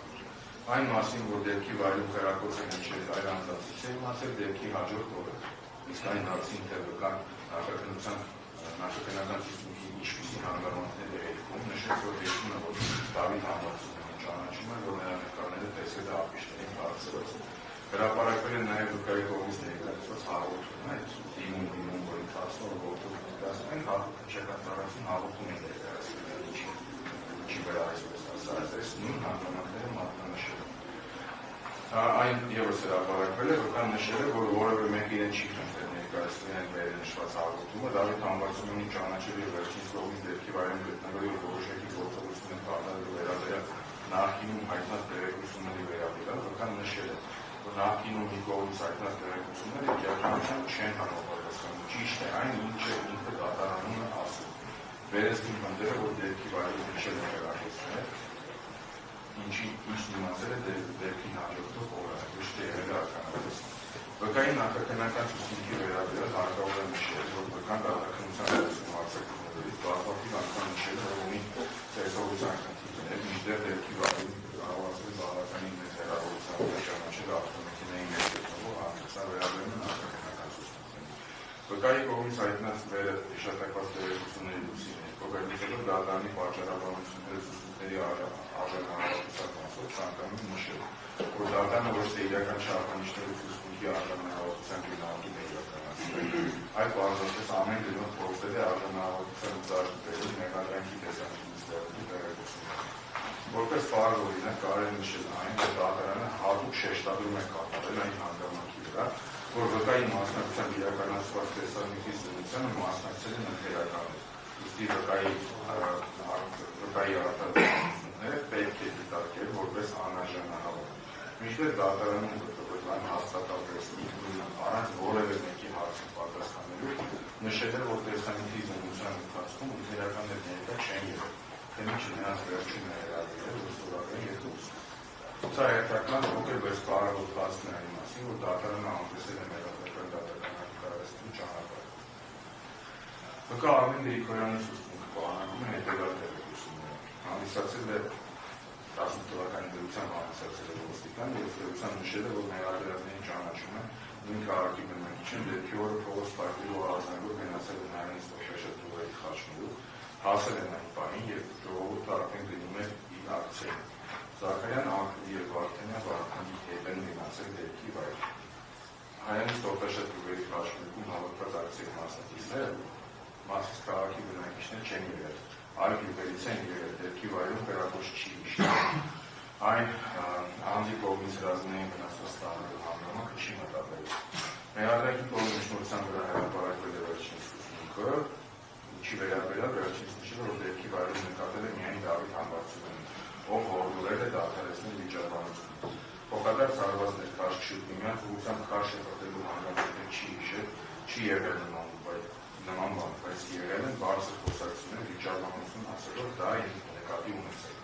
Հրավերների վնասված պատճառելու եւ նախաքննական ցուցումների ողջունության մեջ ներառված հանգամանքների մասով տեղեկությունները հայտնել է օպերատիվ տեղանքի հիման վրա։ Դեպքի վայրում գտնվելու ժամանակահատվածում նման զարգացումների ախտանիշ չի եղել։ Դիմակավորված անձանց այնտեղ չի տեսել։ Վկայի ցուցմունքով իբրես արմին հաստատում է ոստիկանության ծառայող Գարիկ Գեորգյանը ավելի վաղ է հասել դեպքի վայր, սակայն այդ ընթացքում ևս հարկավայրական ուղղությունները Դավիթի գոր համբարձումների կողմից չի նկարագրվել։ Վկա Գարիկ Գեորգյանի ցուցմունքը հետևյալ տեղեկություններ ողջունում ևս ոստիկանության ծառայողները հայտնել է, որ դեպքի օրը Հայանից ողջաշրջողի խաչմերուկում դիմակով անձ տեսել է, հարվածներ հասնելու գրագոց հնչեցնելու վերաբերյալ տեղեկությունները չի հիշում։ Չի մտաբերել նաև, որ դեպքի ժամանակ ում վրա է հարձակվել, հեռադրանից որևէ մեկի գործողություններ չի կարող նկարագրել, քանի որ չի հիշում։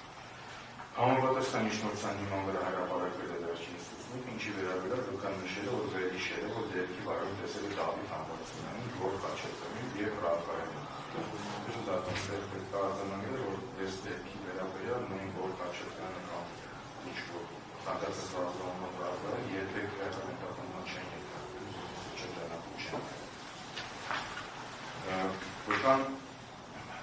վերանշված անձանց մոտ ոչինչ չի տեսել, զենք եւ այլն։ Դավիթ Համբարձումյանի գործակալի զենք չի տեսել, նկարագրելով դեպքը նշել է, որ անձանց մի խումբ ուզում է գնալ Երևան քաղաքացին, մյուս խումբը պատվիրել է ճանապարհ, սակայն չգիտի թե ինչու։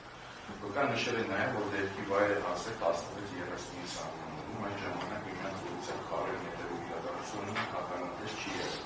Եթե տեսածությունը հայտնած կլինի, թե ով է ում վրա հարձակվել չի կարող հստակացնել, չի կարող բացել, որ ցուցարարներն են հարձակվել մյուս խմբի վրա։ Վկան նշել է նաև, որ դեպքի օրը դեպքի վայրում գտնված անձանց չի կարող պահանջել հստակությունների, չի կարող ասել, թե ով որ խմբին է պատկանում։ Վերջ Միլյանի ցուցմունքը պարունակում է հետևյալ տեղեկություններ, վերջինս ևս հանդիսացել է ժամանակահատված ոստիկանության աշխատակից եւ ըստ նշել է ճանաչում ունեցողներին։ Չի հիշում դեպքի վայրում Դավիթ Համբարձումյանի տեսել է թե ոչ, հայտնել է, որ Հայանից ողջաշրջողի խաչմերուկում տեղի ունեցած դեպքի ժամանակահատվածում երկի բոլոր խաչմերուկների ճանապարհներն էին փակվում։ Հայանից ողջաշրջողի խաչմերուկում տեղի ունեցած ավարնահատող չէ։ Ներառյալի կողմի միջնորդության հիման վրա հրապարակվել վերջին ցուցմունքը, որի վերաբերյալ նա նշեց, որ տեղեկացել է, որ միջադեպ Հայանից ողջաշրջողի խաչմերուկում մեկնել է դեպքի վայր հասել է 16:30-ի սահմաններում։ Իր հետ եղել են Յուրիկ Սարգսյանը եւ Գարիկ Գեորգյանը, տեղում ականատես է եղել անձանց ստատուտների, վիճաբանության եւ բանաշրջող իրավիճակի։ Հավաքված անձանց մի մասը դիմակով է եղել, միջամտել բաժանել են, հեռացվել են միմյանցից։ Հետագայում տեղեկացել է, որ դիմակավորված անձանց եւ դիմակի անձանց թույլ չեն տվել ակցիայի մասնակիցներին մեկնել Երևան քաղաք։ Դեպքի վայրում տեսել է Դավիթ Համբարձումյանին, Գոր Համբարձումյանին, Գոր Խաչատրյանին, Սարգիս Սահակյանին եւ նշել, որ Գոր Խաչատրյանի եւ Սարգիս Սահակյանի մասով իրական հետապնդում չի իրականացել։ Դեպքի վայր սկզբում ժամանել են իրենք, հետո Վարդան Վարդանյանը, Արտուր Զաքարյանը եւ Գրիգորյանը։ Դավիթ Համբարձումյանը եւ Գոր Համբարձումյանը դեպքի վայրում որևէ գործողություն չեն կատարել։ Նրանց մոտ որևէ առարկա չի եղել, դիմակավորված չեն եղել։ Դավիթ Համբարձումյանի գործակալին ատրճանակի նման առարկա չի տեսել։ Դիմակավորվածների կոնկրետ գործողությունները չի կարող կատարել։ Եվ պատվժանդատան մեր վերջին ուժով Հովհաննես Բալաբանյանը կատակնության ընթացքում հարցակներս նշել է, որ 10 թվականին Արայանի եւ Մասիսի խաչմերուկում իրեն հարվածել են մի քանի հոգի։ Դատարանում դժողը որպես դեպքի օրը իրեն հարվածող հարց մատնացույց է արել, որ համբարձում է։ Նշել են նաև, որ իր ավտոմեքենայի մեջ նստած է եղել խաչմերուկի մոտ, որ համբարձումն իր հեռախոսն է ուզել, դժողը հարցրել է, թե ինչու է ուզում իր հեռախոսը, ինչին պատասխան է ստացել, որ ասում են ոնց դու եւ հարվածել է իրեն, չգիտի թե ինչու։ Դեպքի վայրում հավաքված են եղել ոստիկաններ, նաև զենքերով, բայց որ համբարձումից այլանց նա չի հիշում։ Խաչմերուկում հավաքված անձանց որևէ խմբի անդամ չի համեցածել, այլ պարզապես ցանկացել է այդ վայրով գնալ օգտակար զարգացում չի տեսել։ Միայն իր կողմից հազար ստանալն է նկարագրել, դրանից հետո արագ բարել է գնացել է այդ տեղից։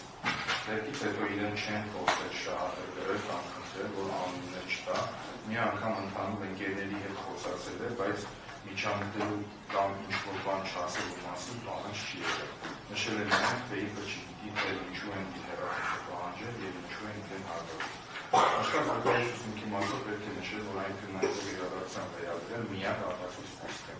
որ համարձունների կողմից ինչ-որ անդրադառնալու գործողությունների մասով, դա միակ ապացույցն է։ Ըստ դեպքի նկարագրության խաչմերուկում եղել են բազմաթիվ անձինք, այդ թվում հենց այն հատվածում, որտեղ գտնվել է դժողը, նման պայմաններում զարմանալի եւ անտրամաբանական, որ նշված իրադարձության վերաբերյալ որևէ այլ տվյալ քրեական գործիքներում արկա չէ։ Ըստ դեպքի նկարագրության խաչմերուկում եղել են բազմաթիվ անձինք, սակայն բացի դժողից, որը ոչ մեկ հանրական վնասներ չի ստացել, ոչ մեկի ավտոմեքենան չի ունեցել։ Բացի այդ, դժողի կողմից նկարագրված իրադարձությունը դուրս է ընկնում դեպքի տրամաբանությունից։ Նա միակ դնում ավտոմեքենային ըստ մեղադրանքի որևէ մեկը մոտեցել է եւ ավտոմեքենային զուգահեռ պայմաններում հարվածել է որևէ այլ նմանատիպ իրադարձություն դեպքի ժամանակ չի արձանագրվել։ Կրկին անգամ բնդելով որ համբարձումյան առնչություն չունի նկարագրված իրադարձության հետ։ Նշենք, որ եթե նույնիսկ դժողի հայտնած տեղեկությունների իրականացնի, թե որևէ այլ ակտիվացիա չեն հաստատվում, ապա այդ իրադարձությունները կրում են միջանձնային դեպք։ Ակնհայտ է, որ այդ իրադարձությունները ունեն ընդհանուր դեպքի տրամաբանությունից դուրս մնացած ինչ-որ նախորդող պատճառ։ Հնարավոր է, որ մենք ինչպես նորագործում միակ դժող Սարգիս Սարգսյանի հետ տեղի ունեցած իրադարձությունները նմանվող վրայರ್ಥի պատճառ, ինչի մասին դժողը լրում։ Առանցքանալի է մոտ 1 ժամանակ իրադարձությունների ընթացքում ինչու որևէ մեկը որևէ ավտոմեքենայի չի մոտեցել, որևէ բան չի պահանջել, որևէ վարորդի հաշվարկ չի հասցրել։ Նշված անգամ մասին, որ դժողը սունի իրադարձությունների մասով միակ եւ վճռորոշ տեղեկության ապացույցի ակտիվ է։ Որևէ այլ տվյալով դժողի հայտնածը չի հաստատվում, դեպքում է տեղի ունեցած դեպքի ընդհանուր տրամաբանությամբ։ Այն ակնհայտորեն բավարար չի հաստատացնել, որ համբարձումների դժողի կողմից նկարված իրադարձությունների մասնակցել եւ որ այդ իրադարձությունները որևէ քննիչություն բացեն չվարդեն։ Պատվիրան դատարան նաեւ դժողի հետ կապված երկու բան ավելացնեմ։ Դատարանը քանի պետք է եղել համարձումների մասով կայացնել լեգալական դատականալ, վերլուծություններ արել, ասել, որ ես տեսնում եմ այստեղ, որ կա օպերատիվ դրություն, որը ես գնահատում եմ եւ սրանից բխեցնում եմ, որ ինչ-որ փուլից, ինչ-որ անձանց վրա ազդեցություն է գործադրվել եւ դրա համար մարդիկ ուսումնքները փոխել։ Հիմա շատ տրամաբանական հարց է, առաջին։ Այս դժողը ողնեց դատական, գոր համբարձումների մասին միակ անձ։ Դատարանը ասել, որ ընդհանուր ընկերներ ունեն, նույնիսկ ինքը ընդհանուր ընկերների հետ խոսել է, բայց որևէ մեկին չի ասել, որ ուսումնք փոխի չասի ինչ-որ նախկինում ասել, հա։ Հիմա դատարանի տրամաբանությունը այսինքն մասի, որ այդ պայմանները կան ընդհանուր ընկերներ եղել արտասարություն եւ այլն ու հանդիսանում միակ ապացույցը, ոչ մեկի կողմից փորձ չի կատարվել նրա վրա ազդելու, մնացած բոլոր դժողների եզրականների վրա ազդել է։ Եթե բոլորի վրա ազդած լինեն, այս մի հոգու վրա կազմեն, որ համարձակման մասը ընդհանրապես որևէ ապացույց չէ։ Եվ երկրորդը ինչը տարօրինակ է այս դժողի պայմաններում, ինքը ասում է, ես իմ անձնական ավտոմեքենայով գտնվել եմ այդտեղ, խաչվում, ինձ մոտեցել են, հեռախոսել ինձ հարվածել են, բայց չգիտես ինչու հետո գործի մեջ հայտնվում է այլ ավտոմեքենայի մեջից կատարված տեսագրություն, որը ես դժողն է վերցնում։ Այն տեսագրությունը, որի մասին եք իշխնությունն են եկա, պատրաստված, ավտոբուսի մեջ առած տեսակցությունը, որի մեջ ինքը չի գտնում։ Այդ ոնց իր ամոթ հայտնվեց, ոնց ինքը վերեց ներկայացուց։ Այս ուժովին մասում ամոթ դեպի տրամաբանությունից դուրս Պատժանդական ցույց դեպքին վերաբերելով ապացույցներին անդրադառնալիս նախ ցանկանում ենք արձանագրել, որ Աշը պաշտպանողի ժամանակահատվածները զուգահեռացնել։ Մոտավորապես որքան ժամանակ է մտածել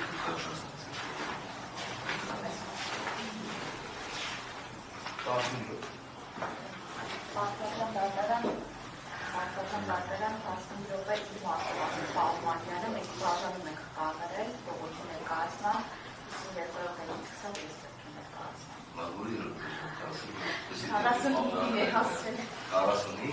Պատմական դատարան մնացել է, որպես ձեր նիստի մասնակցող անձանց ներկայացնում տեսանկյունից։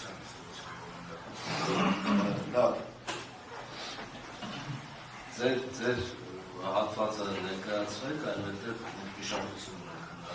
քննարկելու եւ քննարկում Սույն դեպքին անդրադառնալիս նախ ցանկանում ենք արձանագրել, որ դրանց շարքում դատարանի կողմից չի թվարկվել օպերատիվ հետախուզական միջոցառումների արդյունքում կազմված դերությունը, գործով անցնող անձանց վրա տեղի ունեցած ազդեցության վերաբերյալ, հատուկ 13 գործեր 143, հատուկ 14 գործեր 247, այն չի թվարկվել, չի կարող ապացույց Այն չի թվարկվել որպես ապացույց, քանի որ ապացույց հանդիսանալ չի կարող։ Նշված ենթադրյալ իրադարձությունները նկարագրող փաստաթուղթը ընդհանրապես վերություն է կատարված միջոցառումների արդյունքի մասին,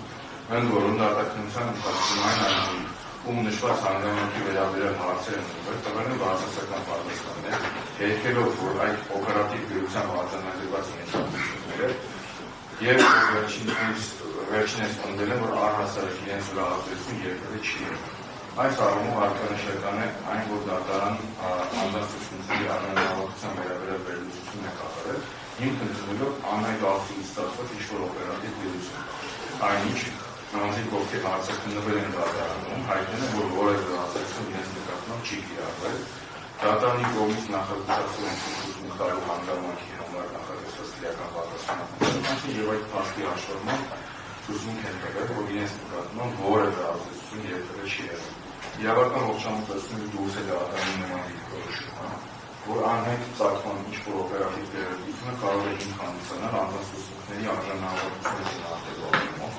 ավելին հարկ է նշել, որ արտադրության իրականացման ողջամտությունների ենթադրյալ քրեական գործ երբեք կատարված չի եղել։ Հետևաբար, անհայտ աղբյուրից ստացված նշված օպերատիվ դերությունը որևէ ավելյալ արժեք չէր կարող տալ նույն գործով անձանց ուսուցումների արժանավորության գնահատման համատեքստում։ Որքան նորի Դանիելյանը, դժողներ Աբրահամ Ինջուրյանը, Պողոսյանը, Հովհաննես Բալազարյանը, Արամ Բադրյանի կողմից հայտնած մեր կողմից հիշատակված վերլուծությունները ցուցմունքները ամբողջությամբ չեզոքացնում են դատարանի կողմից անձանց ուսուցումների արժանահավատության վերաբերյալ իրականացված սնանկ վերլուծություններն ու գնահատականները։ Մասնավորապես դժողները եւ էական նշանակություն ունեցող տեղեկություններ հայտնի բոլոր օրգանները հաստատապես պնդել են, թե նախագծությամբ եւ դատաքննության ընթացքում որևէ մեկը իրենց նկատմամբ որևէ տեսակի ազդեցություն չի գործադրել, չի խնդրել կամ համոզել կամ այլ եղանակով պարտավորեցրել հայտնել այս կամ այն մեղադրյալի օգտին մեկնաբանող տեղեկություններ։ Նշված փաստերի լույսի ներքո դատարանին այն պնդումը, որ առկա է օպերատիվ տեղեկություն, որ գործով անցնող անձանց վրա նախագծության ընթացքում ազդեցություն է եղել, ոչ այլ ինչ է, քան իրականության նշանակալությունը դատարանի երբական պնդում։ Անհայտ աղբյուրից ստացված օպերատիվ դերության հասցեների դիրքորոշումն անմիջել է, սակայն առանց իրականության նշանակալության ու հիշատակված բանիմանը դատարանը պարզապես հնարավորություն չէ ունենա Դավիթի գործողությունների մեղավոր ճանաչել, հետևաբար դիմել է այդ միջոցին, որպեսզի ամեն ինչով մեղադրական դատական արտադրեց։ Հետաքրքիր է նաև քայլերի այն հաջորդականությունը, որոնցով դատարանը հանգել է արտադրություններ տվող բոլոր անձանց հայտնած տեղեկությունների անարժանավորության հասարակությանը։ Այսպես, նախ դատարանի հիշատակված միջոցառման արդյունքների մասին օպերատիվ դերությունը չի թվարկել որպես հետագայում թույլատրելի ապացույց։ Ավելին, այն ապացույց չի կարող հանդիսանալ։ Այս կապակցությամբ հարկ է նաև նշել, որ ապացույցների անարժանավորությունը գնահատվում է դատարանի կողմից դրանք այդ ապացույցների հետ համադրելու եւ վերլուծելու արդյունքում։ Այնինչ հիշատակված օպերատիվ դերությունը ապացույց չի հանդիսանում, իսկ դատարանը անձանց ուսուցումների արժանավորությունը գնահատել է հենց այդ օպերատիվ ուղղության հետ համեմատությամբ։ Տպավորությունը դատարանին անհրաժեշտ է եղել գործի նյութերում հայտնաբերել և օգտագործել ինչ-որ պատրվակ դավիթ և որոնաբարձություններին արտահայտող որոշությունները ոչ արժանանալով գնահատելու համար, ինչն արժեզրկում է դատարանի քննության փուլը, որպես ապացույցների գնահատման և արտահայտության իրականացման փուլ։ Փաստացի դատարանը նախաքննական ցուցմունքների մի մասի և դատաքննական բոլոր ցուցմունքները, որոնք համապատասխանում են առկա տեսակցությանը, որոշակի պատրվակներ օգտագործելով գնահատել է ոչ արժանանալով, միաժամանակ արժանանալով գնահատելով նախաքննության հետազոտում տրված սկզբնական ցուցմունքները, ընդ որում դրանց ամբողջությունից առանձնացվել է և արժանանալով է գնահատել միայն մեղադրական դատավարժի համար պիտանի հատվածներ, անտեսելով, որ նախաքննության ժամանակ ևս նույն հատիկ Դավիթ և Գոր համբարձումների վերաբերյալ տվել է նաև արտահայտող կողմի ցուցմունք։ Դատավարժի ցուցմունքների արժանանալության վերաբերյալ դատարանի կողմից արտոնագրված բավականին ծավալուն վայելությունը իրենց ներկայացնում ընդամենը սունդեփակող մեղադրական դատական ակտի հիմնավոր և պատճառաբանված դատավարժի ձևական տեսքարունքելու անհաջող գործ և պատճառաբանված դատական ակտի պարտադիր։ Տեսագրությունների մասով պատժում դատեն քրեական գործի նյութերում առկայային նստելագի վերաբերող 4 տեսակներ, որոնց 3-ը ապացուցողական նշանակություն չունեն, թե վերաբերելի դեպքի, բայց կոնկրետ Դավիթ և Գոր համբարձումների գործողությունների մասով որևէ տեղեկություն չեն պարունակում, իսկ ծառայողելու են տեսնում կանոնադրնակ միայն ուժով օղանի հավելականների կողմից ներկայացված տեսակցությանը։ Նախաքննության ուրեմն տեսակցությունը տևում է 1 րոպե 31 վայրկյան։ Վերը նշված հանգամանքների վերաբերյալ տեղեկությունները պարունակում են միայն այդ համապատասխան տեսակցություն։ Նախաքննության ընթացքում կատարված տեսանյութերի զննության միայն մեկ նպատակ են ծառայել տեսակցության պատկերված անձանց հայտնաբերել և հիմնացնել Դավիթ և Գոր համբարձումներին։ Նշված նպատակը նախաքննական մարմինի իրականացնել է պատկերված անձանց մեջ երկու անձին հիմնացնելը որպես Գոր և Դավիթ համբարձումներին։ Հատկանշական է, որ տվյալ տեսակցությունները զննելու մասին արձանագրությունները քրեական գործով որևէ այլ ապացուցողական տվյալ ըստ նախաքննական մարմնի և դատարանի չեն պարունակում։ Պարզապես զննության մասնակիցը ճանաչում է Գոր համբարձումյանին ու մյուս մասնակիցը Դավիթ համբարձումյանին ընդամենը տարբերական Ի տարբերություն նշված տեսակցությունների վարույթ իրականացման մարմնի իրականացած թերի զննության արձանագրությունների, պաշտպանության կողմի եզրափակիչ ելույթը ներկայացնելիս այնտեղ տեղադրել է համապատասխան տեսակցության վերաբերյալ համապատասխան վերլուծությունը և ըստ վայրկյանների և կադրերի արձանագրությունների և դատարանի համապատասխան հատվածը ներկայացրել էին և հատկանշական է, որ դատարանը թվարկելով նշած տեսակցությունները և այն զննելու մասին արձանագրությունները, որպես հետազոտված ցուցաբերելի ապացույց, պարզապես անտեսել է տվյալ տեսակցության բովանդակությունը, որը պատճառաբանություն չի նշել տեսակցության վերաբերյալ, պարզապես այն թվարկել է առանց պատճառաբանելու, թե այն ինչու է համարում մեղադրական բնույթի ապացույց և մեղադրակի հիմքում դրվող ապացույց։ Պատճառը պարզ է, թե դատարանը մեջբերել դրա բովանդակությունը և պատշաճ վերլուծել այն, որպես ապացույց, դատարանը պարզապես հնարավորություն չէր ունենա Դավիթ և Գոր համբարձումների մասով կայացնել մեղադրական դատական ակտ։ Հետևաբար դատարանը որոշել է շրջանցել այդ տեսակցությունը։ Նշված տեսակցության բովանդակությունը ուղղակիորեն հաստատում է, որ սունդերվարկող դժողների և վկաների այդ բարձրաստիճան ոստիկանների այն ցուցմունքները, որոնց համաձայն Դավիթ և Գոր համբարձումները դեպքի ժամանակ որևէ մեկին չեն հարվածել, որևէ մեկի նկատմամբ բռնություն չեն գործադրել, զենք չեն կիրառել և չեն հանձնարարվել որևէ մեկին ծեծի ենթարկել։ Տեսակցության պատկերված այն անձինք, ովքեր նույնացվել են որպես Դավիթ և Գոր համբարձումները, ընդհանրապես դժողերին հարվածելու հնարավորություն չեն ունեցել։ Ավելին, պաշտպանության և մեղադրանքի կողմի եզրափակիչ ելույթից հետո դատարանը կողմերին հարց է ուղղել այն մասին, թե դատարանը հակասական ցուցմունքների առկայության պայմաններով, ինչպես կամ ինչպիսի չափանիշներով պետք է առաջնորդվի այս կամ այն ցուցմունքը արժանանալով կամ ոչ արժանանալով գնահատելու հարցում։ Դա լավականիստի ձայնագրություններով ամբողջ չարակալ։ Պաշտպանության կողմը տվյալ հարցին պատասխանելով խնդրել է հիշատակված հակասական ցուցմունքները համեմատել առկա տեսակցության հետ, որպես օբյեկտիվ ապացույց, ինչի արդյունքում դատարանը վերնշված հարցին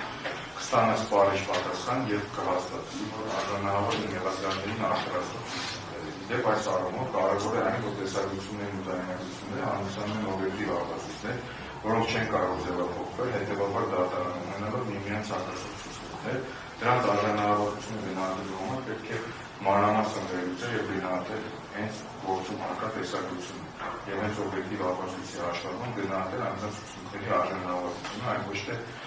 անհայտ ակտիվ ստացված ինչ-որ օպերատիվ դրության վրա։ Սակայն դատարան առաջնորդելով այս դրամատուրգիական շարժումներով հանդեսել է ինչ-որ տեսակցության փոխանցություն եւ համեմատական վերլուծություն չի ենթարկել դժոխների վտանգների ուսումնների եւ տեսակցության բովանդակություն։ Ատորեն դատարան օրինակ բերում է, հա, տեսակցության մեջ անձիկ են վնասել, որպես լոբեկալի կանոնություններ եւ արկային անձնասուսումներ, որ ասում է ինձ ծեծող անձը Դավիթ համարություններ, ինքը դերի շորերով։ Միակ դարձնում չի նայել տեսակցությունը չթանալ դերի շորերով մարդկա, ու հենց այդ ուժողների ծեծի ենթարկվելու ամոց ժամանակած այդ տեսակցությունը պարունակում։ Երբ որ մեղադրական վերադիկտը կարծես պաշտպանության կողմից բավականին երկար մտածում են, թե դատարանը տեսակցության վերջի ինչ գնահատական արտադրում, ոնց այդ արկայների փաստերը շրջանցել է, որ մեղադրական դատարանջի վրա։ Ու պարզեց, որ ամեն ինչ ավելի հեշտ է կանում պատվով, դատարանը պարզապես հանգեցել է տեսակցությունը, ընդհանրապես առարկանց չի դարձել։ Այսպես պատվժան դատարան դատական քննության ընթացքում հետազոտված ուժով Հովհաննես Բաղրամյանի կողմից Արարատի մարզի հայտնի Տոկտաշեգուների Խաչվերդի գերոնսը դեպքի վերաբերյալ ներկայացված տեսակցությունը վերաբերյալ նշենք հետևյալը։ Տեսակցությունը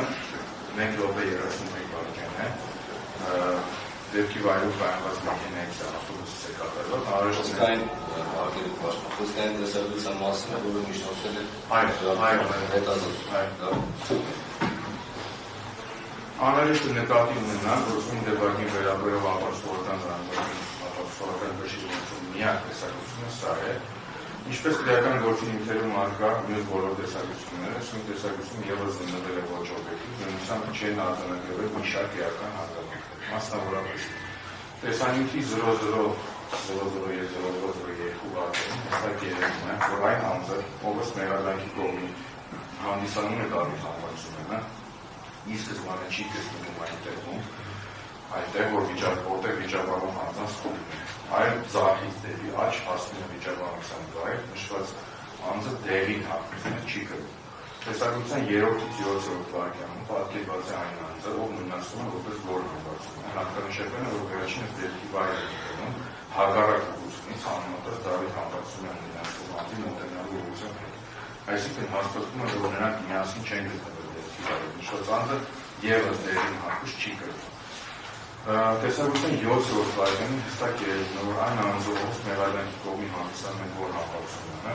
տուժողներից գտնվում է ավելի քան 6-7 մետր հեռավորության վրա եւ շարունակում են գտնվել այդ հեռավորության վրա բուն կաշք շուկի եւ ծեծտուկի ամբողջ ժամանակահատվածում։ Տեսակցության 3-ից 5-րդ վայրկյանում պատկերված է սույն գործող տուժողներ Աբրահամ Ինջիգորյանը, Կարմին եւ Սերժ Վերնազդեսով եւ Արա Պողոսյանը ամբողջությամբ Սերժ Հակոբյանը։ Աբրահամ Ինջիգորյանի նույնացնելու մասով պես Ողտաշարի հանրապետության հրապարակ վերտարության տեսակցությունը այնտեղ ևս նույն ակցիաներով։ Նույն բանի հստակ երևում է, որ ինչ-որ անձ այդ վայրից հեռացնում է տուժող Աբրահամ Ինջիգորյանին, իսկ տուժող Արա Պողոսյանը առաջինն է ոտքով հարվածացնում իր առջև կանգնած անձանց։ Այդ ողջ ընթացքում այն անձը, ով ըստ մեղադրանքի կողմի հանդիսանում է Դավիթ համարությունը, որևէ գործունեություն չի կատարում, որևէ մեկին չի հարվածում, չի հայերում, չի գրում, վերջինս բանտիկից եւ պահվածից հնարավոր է արձանագրել, որ վերջինս փորձում է բادرից հասնել, թե ինչ է կատարում։ Այդ ողջ ընթացքում այն անձը, ով ըստ մեղադրանքի կողմի հանդիսանում է Դավիթ համարությունը, գտնվում է տուժողներից առնվազն 3-ից 4 մետր հեռավորության վրա, ընդ որում իր եւ տուժողների միջեւ մի քանի շարք անձինք է կանգնած։ Այնուհետև Արա Պողոսյանի կողմից առաջին հարվածը հասցնելուց հետո տուժողների եւ անհայտ անձանց միջեւ տեղի ունեն թեժ վիճակառություն, քաշշուկ ենթադրվում է նաեւ հարվածը։ Ըստ էության սա հենց այն բանն է, որի ընթացքում տուժողները ծեծի են ենթարկվել։ Այն անձը, ով ըստ մեղադրանքի կողմի հանդիսանում է Դավիթ համարությունը, այդ ողջ ժամանակահատվածում կոնկրետ այդ իրադարձություններին ևս չի միջամտում եւ չի մասնակցում դրանց։ Նախորդող ժամանակահատվածում տեսախցիկ ուղղված է դեպի այն ավտոմեքենայի դիմապակին, որից հատվածել է տեսանկարահանում, այսինքն պատկերում է ավտոմեքենային անմիջապես դիմացի հատվածը տեղի ունեցող իրադարձությունները, որի ընթացքում հստակ երևում է, որ այն անձը դիմացում է որպես Դավիթ համարությունը, ավտոմեքենայից գտնվում է շուրջ 5 մետր հեռավորության վրա։ Տեսանյութի 14-րդ վայրկյանին տեսախցիկը թեքվում է դեպի աջ եւ նկարահանում է արդեն այն իրադարձությունը, որը տեղի է ունենում ավտոմեքենայի աջ տղան հարակից տարածքում, որտեղ երևում է տուժող Աբրահամ Ինջիգորյանը։ 14-22 վայրկյանի տեսախցիկի դաշտում հայտնվում է տարբեր անձինք, որոնց թվում չէ, թե այն անձը, ով մեղադրանքի հանդիսանում է Դավիթ համբարձումը, թե այն անձը, ով նույնացնում որպես Գոր համբարձումը։ 22 վայրկյանի տեսախցիկի տեսադաշտում է հայտնվում ոստիկանության աշխատակից, ով գալիս է այն ուղղությունից, որտեղ մինչ այդ կանգնած են եղել Դավիթ եւ Գոր համբարձումները, որպես Դավիթ եւ Գոր համբարձումը նույնացնում են։ Սա Արթուր Զաքարյանը առաջին ինքն է գալիս վարժանում եւ գալիս են հենց այն տեղից, որտեղ կանգնած են Դավիթ եւ Գոր համբարձումները նույնացնում են։ 16-րդ վայրկյանի տեսակցության վիճակագրությունը քաշշուկ եւ տեսքտուկը դժողների եւ անհայտ տանդած միջև արդեն ավարտված է։ Բարձրապես տարբեր կողմերից գործողություններ են լսվում։ Այսինքն այն մեծ վեց ու ջարդը, որը նկարագրված է հեղափոխում, տևել է ընդհանրապես 10 տարի, ընդ որում առաջին հարվածը հասցրել է դժող Արա Պողոսյանը։ 20-22-րդ վայրկյաններում հստակ լսվում է գոռոցը հետ բերեք Արա։ Խորհրդակցության ըստ էության խոսքը վերաբերում է բերման ենթադրված անձանց ազատ հարցակերին եւ ըստ էության ուղղված ոստիկանության աշխատակցությանը։ 32-րդ վայրկյանի տեսադաշտում է տեսախցիկի հայտնվում եւս մեկ ոստիկանության աշխատակից եւ այդ ընթացքում վերջինս հրելով հեռացնում է դժողների դեպի ավտոմեքենայի հետանց։